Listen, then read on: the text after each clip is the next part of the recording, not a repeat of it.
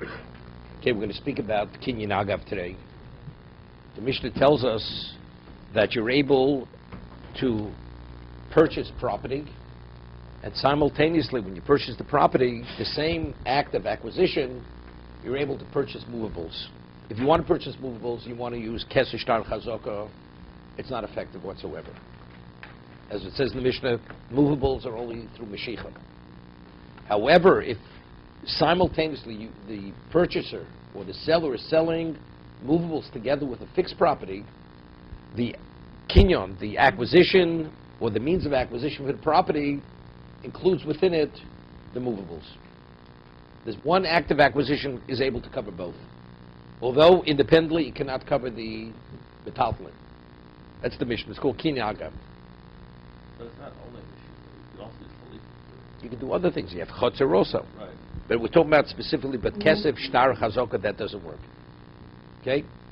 Now the Gemara is going to have an interest. First, the Gemara brings the Psukim. Menohing, really. What is the source of Kinyan Agav? Oma Chizkiyo, Doma Krov, Vayitin Lemaviem, Matonos, Im Orei Mitsuros Bihuda. The father gave him gifts together with fortified cities in Yehuda. Because the question is, maybe it was Kinyan Chotzer. He gave them the fixed property, and because the movables were contained within the fixed property, they acquired it because the gifts were in the domain of the property. So the Rishonim, because it says im, it was simultaneous. It's not first they acquired the property and subsequently they acquired the movables that were contained within the property. Vayitlam aviyim matonos im, the gifts were given together with the Ori Mitsuros, Yehuda.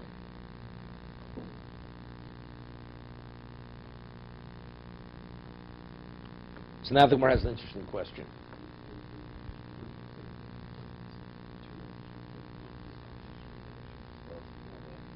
Nobody argues Kinyan Agav. Nobody argues. No. The Mishnah said, Rabbi Yochanan can argue with the Mishnah. He says the Mishnah is a Drabanan. Rish Lakish learns the Mishnah is Doraisa. Rabbi Yochanan said the Gemara said it's a Drabanan. Rabbinically. No. Mashiach acquires. Mashiach acquires rabbinically. Ibailu. The Gemara poses a question. Interesting shayla. Beinot tzvurim olo. The movables that you're transacting simultaneously with the fixed property, do the movables have to be contained within the property that you're transferring, or the movables can be elsewhere? I have movables in a warehouse. I'm selling you a piece of property somewhere else. I say, when I sell you the property, wherever it may be, the movables in the warehouse are being transferred simultaneously with the property. Does one act of acquisition, does it cover both? Or the movables have to be contained within the property that you're selling? I mean, what's the shayla? Tzvur means gathered. Does that be contained? What are the two sides of the question? How would you understand the question?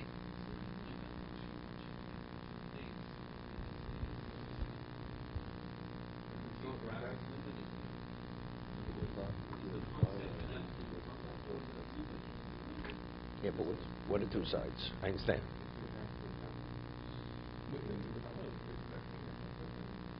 Yeah, that's what we just explained. Why can't it? Maybe the pasuk means Kinyan Chotzer, but it says im. It's simultaneous. Kinyan Chotzer means first I transfer the property, and a moment later the domain acquires the movables. That's not what the pasuk says. The one action accomplishes both simultaneously. So if you say the movables have to be in the property, we explain what does that mean. We say fixed property has the greatest value because you can't remove it. It's the greatest degree of security. Movables can be disposed of. Okay? That's what we said earlier. We have this Lamed Beis. Why fixed property referred to as the Chosum Sheish L'Machrayus. A person lends money to a person who has fixed property. Because he knows whenever it's time to collect, they'll be able to go after the property. The person doesn't take movables as security unless he takes possession of it. because the borrower, he can dispose of them. So he's not guaranteed. He's not secure. That's the chosru sheba machrayus. Right? So therefore, property is the ultimate. Anything on property is subsumed by the property. So if I sell you the property with movables on the property, the movables on the property, they lose their identity. It's considered all property. So when I'm transferring the property with the movables on the property, I'm really doing one transaction. I'm selling you property with its contents means that's all called property. It's like you have trees on a field. The trees are rooted in the field, correct? Of course, it's called mechuber l'karka. It's called part of the land. I know, but I'm just giving an example. But what is really the property? Property is the land, the earth. But we said whatever's on it, attached to it, that's also. Being contained on the property, we see that as part of that location. So I'm transferring the total location. You still have to specify that those. No, there's no question you have to specify. That you have to specify, but I'm saying the rationale, the understanding of why it works if it's on there. But if it's elsewhere, it's not subsumed by the property. No, but that's the concept.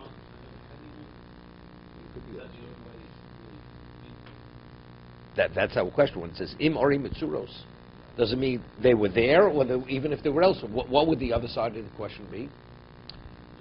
No.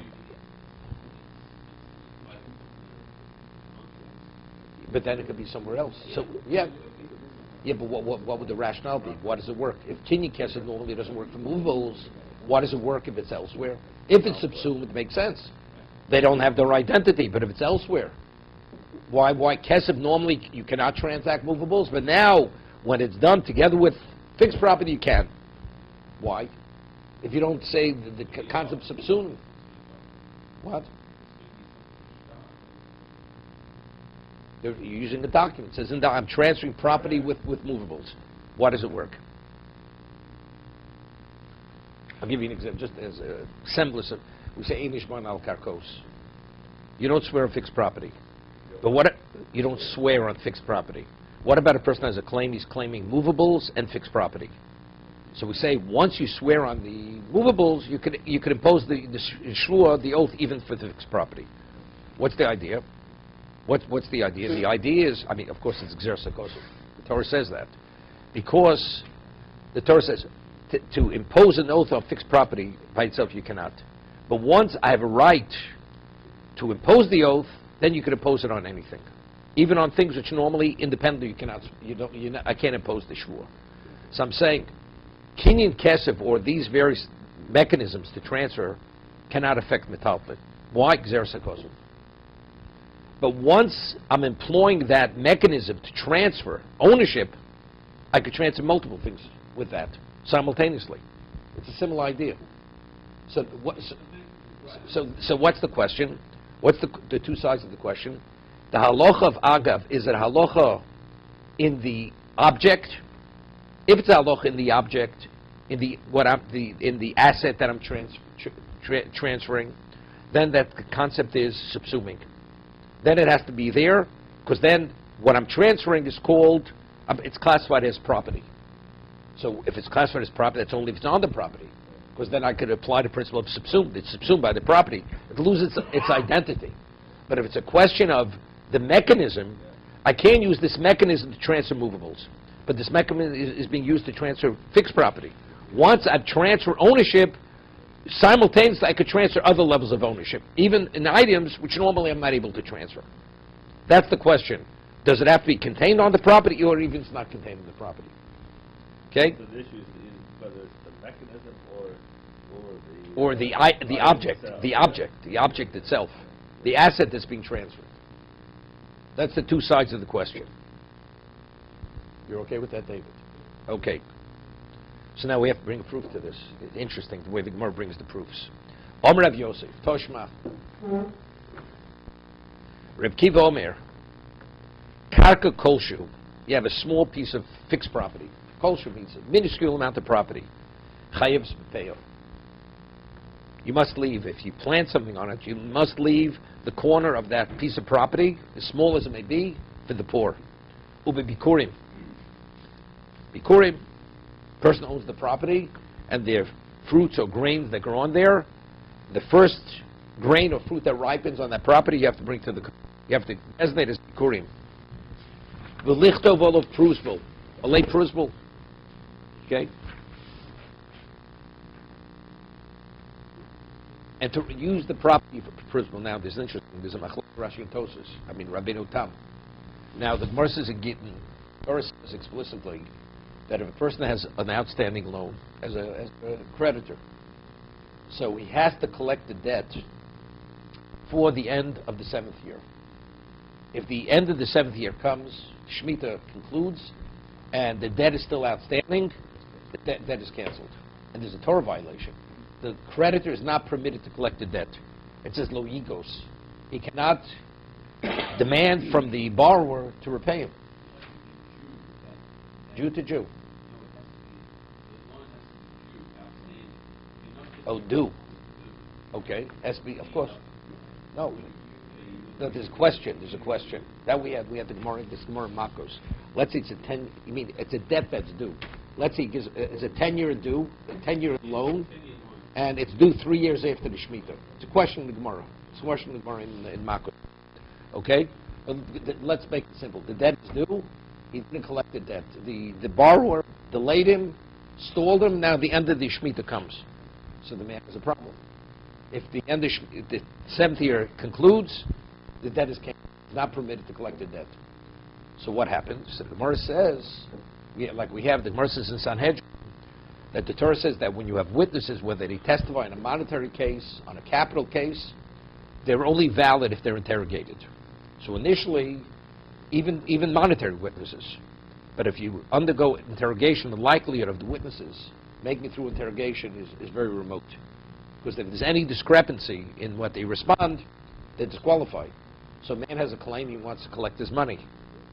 So what happens? And the man doesn't pay the debt, brings witnesses. Once they're interrogated, they start the interrogation, the lender realizes he's not going to collect the debt. The man says, you can only make me a fool once. Twice I'm not going to be a fool. Next time I'm not lending. So as a result of this would discourage people from lending. If we subject witnesses to interrogation, this will discourage lenders from lending. So therefore, Tiddle Delspith may lovin, not to discourage people from lending, they actually suspended that aspect of qualifying witnesses. Even without Drisha Hakira, witnesses testify in a monetary case, you collect. Otherwise, you'll be no Delspith may lovin. People can stop lending money. If a person said, the Gemara says in Gittin, because of the laws of Shemitah, people say, something, my debtor, he holds me up, comes at the end of the 7th year, I'm out of my money. I'm not permitted to collect. Something? Next time I don't lend. So Shalom Tiddle Delspith may love it, not to discourage people from lending. Chazal said, we're going to create this mechanism. It's called prusbul. So there's a question what prusbul is. Rashi learns prusbul is, now, the Torah says, a person is not permitted to collect that from his fellow. What about if the debt is transferred over to Bezdin? The debt is not owned by the creditor. It's transferred to Bezdin, then that debt is not canceled. So based on the laws of Hefker, Bezdin, Hefker, they said if you write this type of document, then the debt is protected because it's considered that it's owed to the court. And after Shemitah, the person is able to repossess the debt, the creditor, and if there is a debtor, collect the debt. That's what prusbul is. The only person who write a prusbul, the person has to have some degree of property. Okay? The person has to have property. We're talking about the borrower. The borrower has to have some degree of property. Why does the borrower have property? So Rashi explained it this way. We have a principle. Whenever Chazal legislate any legislation, it has to be something which is not a remote situation.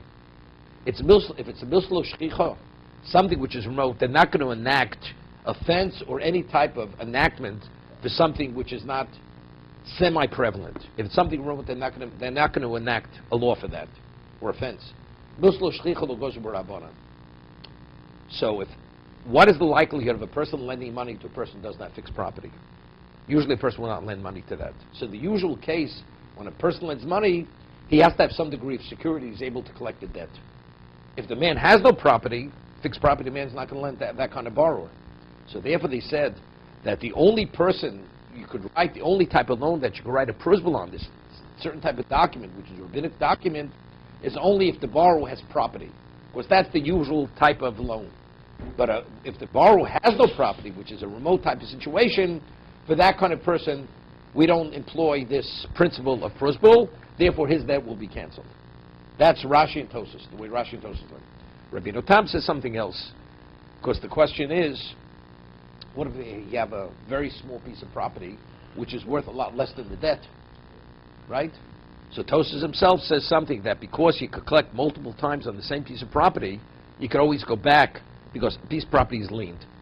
Right? If you lien the property, let's say, and the borrower has the means to pay the debt. Right? So how much the balance of the lien is on the property, unless he pays off more of the principal of the debt. So there's always going to be a balance remaining on that. So you can always go back as much as the borrower pays off the debt. The lien always that piece of property has relevance to the whole loan, even though it's less than the total number, but it still has relevance to the whole loan because that lien always is attached to that piece of property. As much as you pay it off, if there's a balance, it's attached to that property.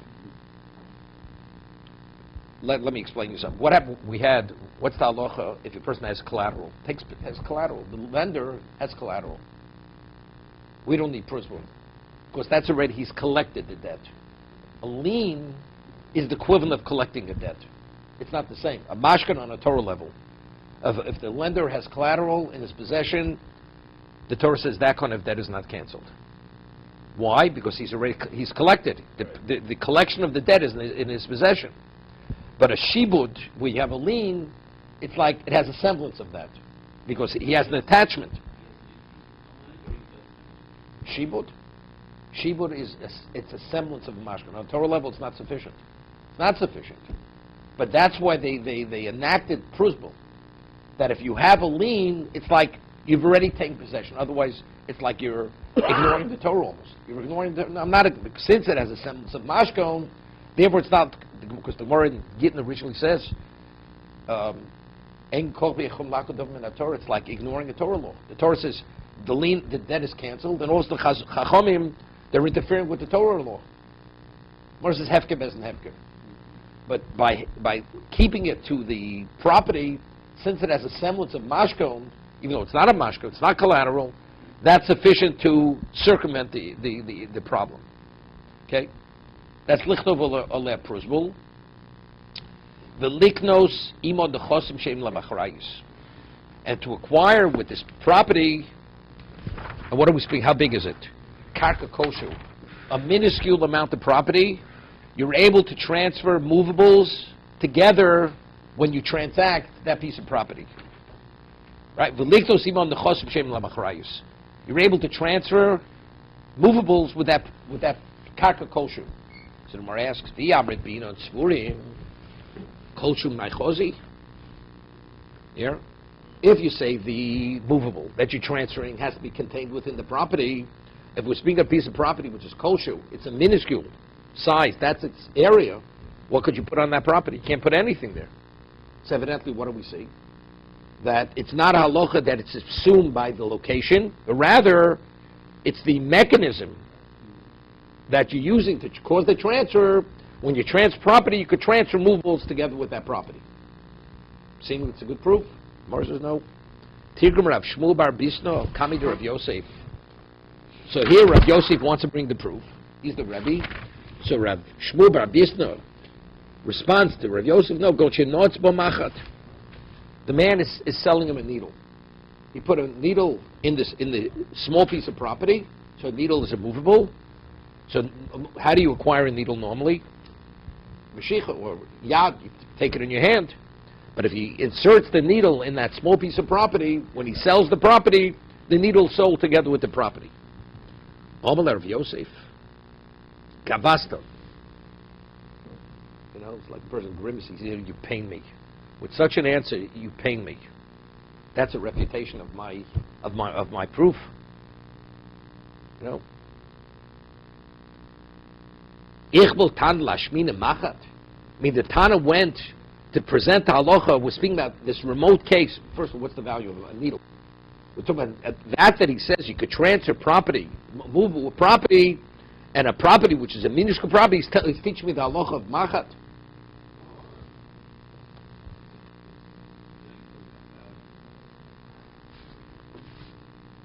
Omer Avashi, man leimel lotolab of marginiso, the shava alpha zuzi. I'm not talking, he's transferring something of very minuscule value. There's a diamond on top of this pin. It's like a pin with a diamond on it. It's worth $1,000. So there, that's what he's saying. Something of great value you're able to transfer on the property, even though the property is a minuscule piece of property, very small piece of property. That shows that the problem has to be on the property. No, so therefore it's no proof. That's Right. what he's saying. Right. You want to bring a proof that even if the karkat's koshu, there's no proof.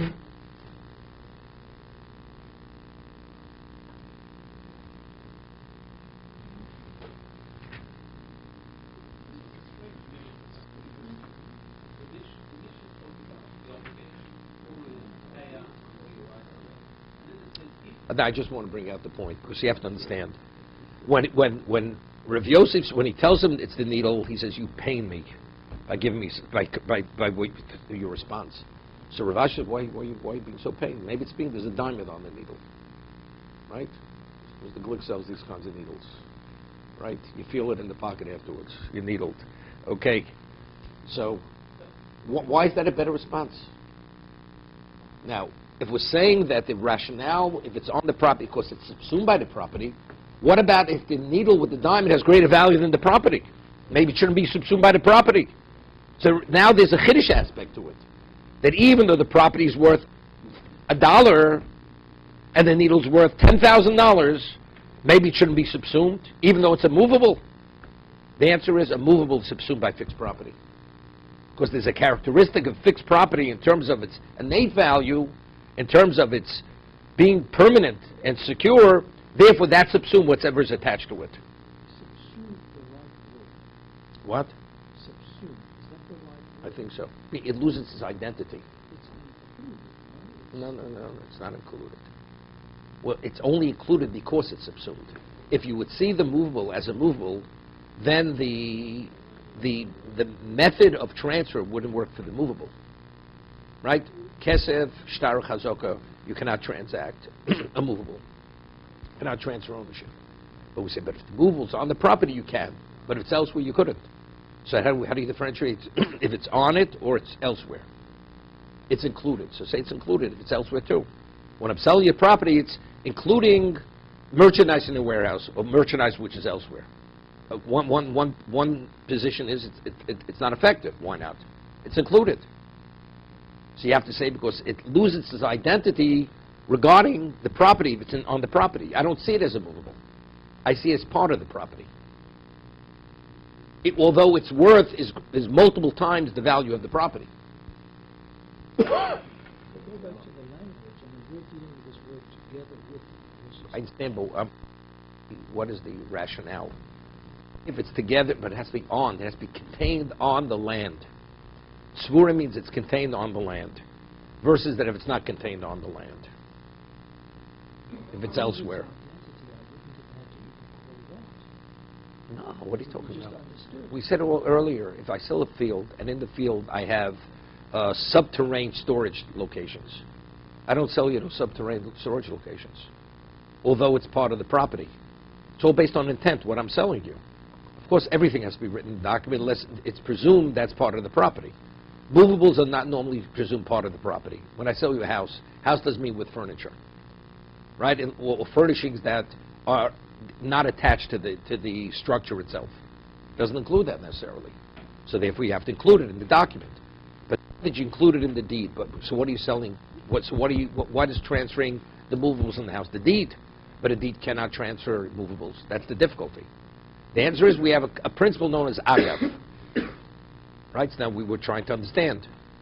Do the movables have to be on the property or they can even be elsewhere? I'm just dealing with the word subsume. Normally, when we use that word, we no longer contain the item that is subsumed. It loses its identity. Exactly, that's what I'm saying. Kashrut. Right, right. I'm using that same principle, same rationale here. So if property subsumes the movables, that's what we're saying. Let me ask a question. If I have trees on a property, and people, when they sell property, they normally don't sell the trees attached to the property. Do you have to specify in the document it's the land with the trees? The land with the orchard that's on the land? Do I have to write that in the document? Although factually the trees are attached to the ground. Of course you have to write it, because everything's intent. You're only transferring what you intend to transfer. So unless it's part of your intent, even though we'll say subsumed, that's if I agree to sell the movables with the property. So why is it included? The reason why I'm selling it because I intend to sell it. But what about the mechanism I'm using to transfer the movables? Why is the mechanism that I'm using for the fixed property, which normally is ineffective for the movables, why in this context is it fully effective? The answer is because it's subsumed by the fixed property. It doesn't have its identity. That if I'm willing to sell with the property, it loses its identity. That's the rationale. So we can say that if one doesn't call it out and say, I'm selling the property with A, B, C, D, if it's just silent, I'm selling the property. Said it's not included. Do you say that everything is included? Is not included. No. Because that's the presumption, because the person, when he sells a house, he doesn't sell it with its contents. Right? Or that we spoke about the subterranean storage location. When a seller sells, he's not generous. That's not a movable. No, I'm saying even. It's a kolsh game. It's definite. It's definite. Here it's contained. A person has a well on a property. A person doesn't sell the well. I'm selling you the acre of land, unless you say including the well's not included in the acre. I would have understood that if we say that something is subsumed, then it is subsumed unless we say otherwise. I'm saying it's only subsumed because he's agreeable to sell it. If you recognize something, I mean, again, I don't want to get involved. The principle is it loses its identity. That's the reason why. So if I agree to sell the movable, that means I want to use one transaction to affect both. But the transaction can't affect movables. That's the difficulty. So what exactly is the rationale? Why is the movable included within the transfer of property? Because when I want to transfer both together and it's on the property, it has no identity, independent identity of the property, if I agree to sell it. So what I'm saying is I understand all that, but so do we say then that that's automatically the way it is? It depends on the person's intent. That's always the intent. It's no different than a well or a subterranean storage location. So now the intent is not specified. The document is silent. It depends what the presumption is. What is normal when a person sells a house? Does he sell it with its contents? Doesn't he sell it with its contents? If it's presumed a person does, okay, so that's included. If not, then it's not included. When one sells an apartment in New York City today, the standard language is that you're selling the apartment and all of the items that are affixed to the apartment. Okay. Light fixtures, So therefore, but let's say a person that's says, the standard. okay, so if that's the standard, so by specifying what yes and what not, that the inference is not the furniture. What's affixed to the structure. No, there's no inference. It's very explicit. We're selling this and this. Right? So that means you're not selling. It's clean. Not selling furniture, Not movables. selling anything else. Right. Okay. So let's say a person wants to sell the furniture with the apartment. So he writes in the document with furniture, with all contained within the apartment. Right. Okay, so then everything's included. Now, how does that deed transfer the furniture? A deed normally can't transfer furniture. So why are the movables included within that transfer? Because I would say that they're subsumed. And Exactly. That's the standard approach. Unless it's called out otherwise, it's always subsumed. I would Exactly. say We're saying the same thing. The question is, what's the presumption, what's not the presumption? We're just talking about what the rationale is. What is the rationale of the position that it has to be on the property, not elsewhere? If it's elsewhere, it's not subsumed by the property that's being transferred. Right? Because it's elsewhere. It's unrelated to in its physical location. It's somewhere else. So we said that it's like the concept, like Einishban al Karkos. Once the transaction takes place, it can include multiple things. It's like a Gildush war. Once you swear on Metalplin, you swear on Karka. Using another word, but it's again, integrated means it's attached. So that's attached. So what's attached? Subsumed is something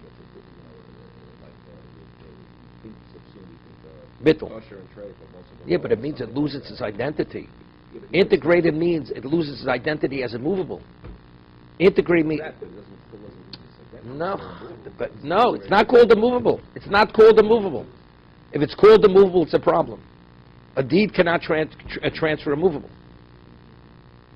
So therefore, you're giving it the characteristic of fixed property. So that means it loses its identity as a movable.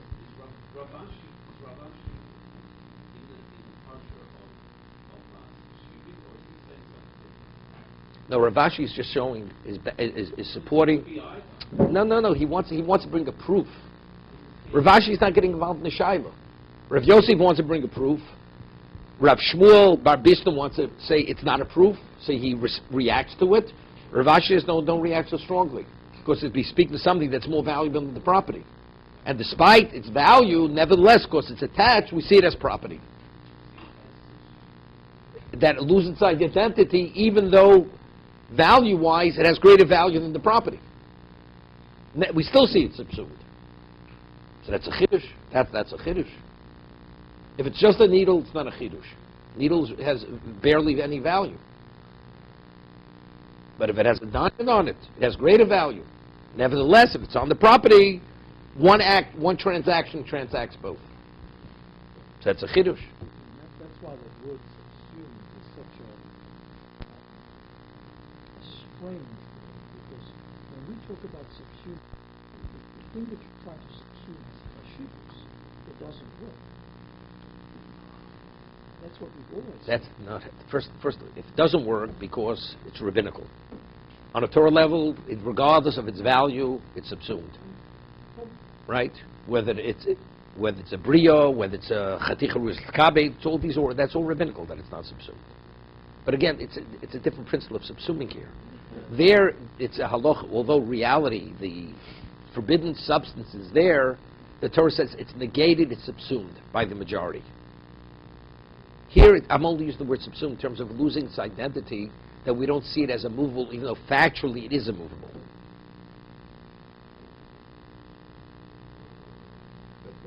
subsuming doesn't work if you can identify. I'll give you an example. What's the halacha on Pesach? If you have chametz in your possession on Pesach, you're in violation by your own volume motzei. Right? Correct? Andrew, listen to this one.